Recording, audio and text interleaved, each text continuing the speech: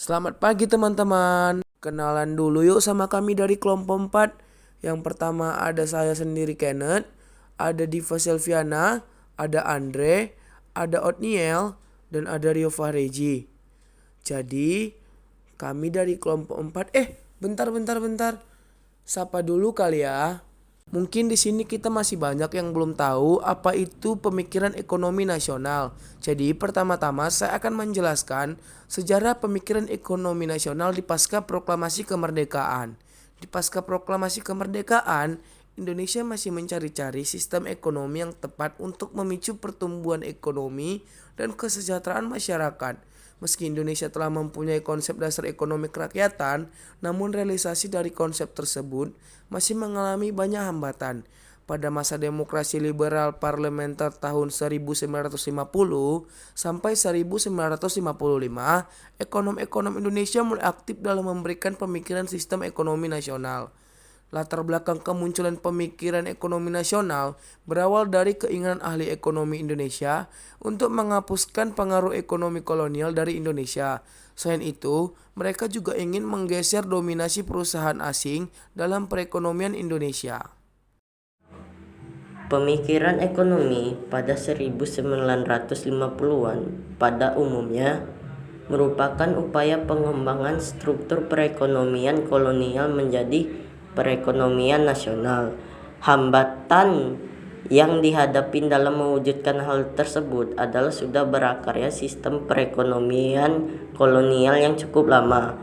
Warisan ekonomi kolonial membawa dampak perekonomian Indonesia banyak didominasikan oleh perusahaan asing dan ditopang oleh kelompok etnis Cina sebagai penggerak perekonomian Indonesia.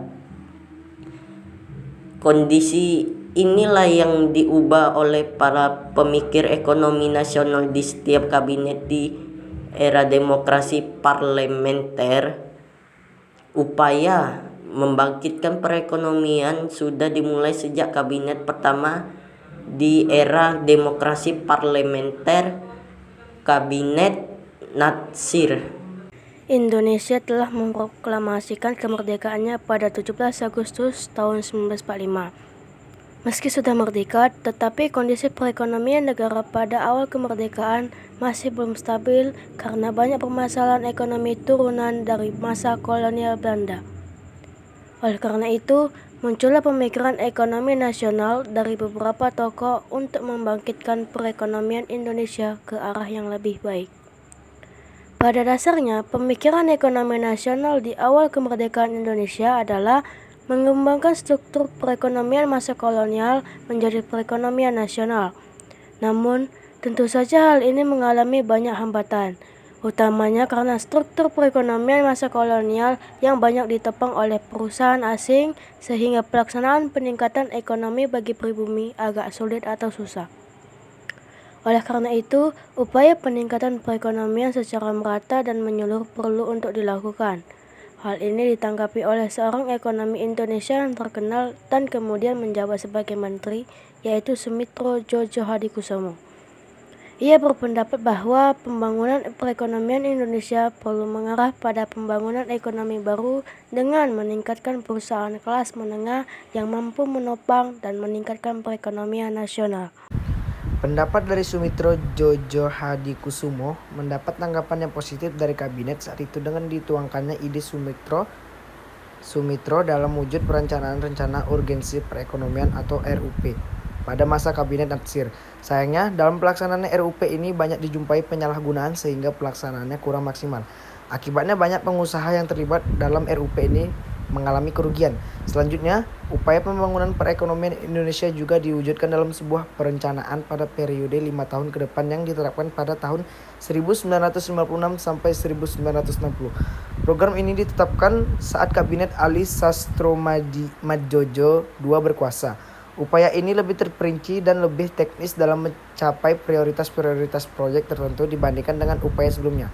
Upaya ini bertujuan untuk mendorong terbentuknya perusahaan-perusahaan baru yang termasuk industri besar dan bergerak dalam sektor publik yang diharapkan mampu meningkatkan perekonomian nasional. Selain itu, ada juga upaya pembangunan ekonomi nasional dengan cara nasionalisasi perusahaan asing di Indonesia. Hal ini dilakukan dengan pencabutan hak milik perusahaan Belanda atau negara lainnya dan menjadikan perusahaan tersebut sebagai milik Republik Indonesia.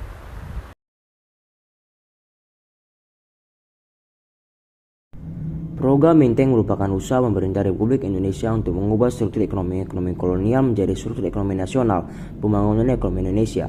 Istilah Menteng dari ide Sumitro ini diberikan karena pada dasarnya program tersebut berusaha membangun kewirausahaan pribumi agar mampu membentengi perekonomian negara yang baru merdeka seperti Indonesia.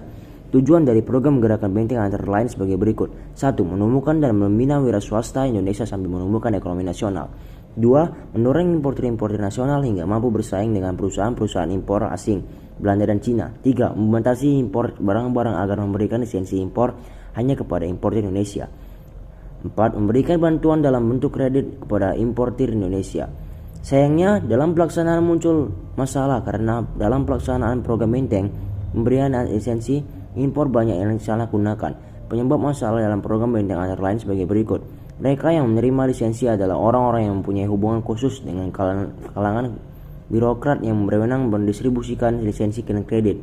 Pengusaha-pengusaha yang masuk dalam program Menteng bahkan ada yang penyalahgunakan untuk mencari keuntungan yang cepat dengan menjual lisensi impor yang dimilikinya pada pengusaha impor yang sesungguhnya, yang kebanyakan berasal dari keturunan Cina.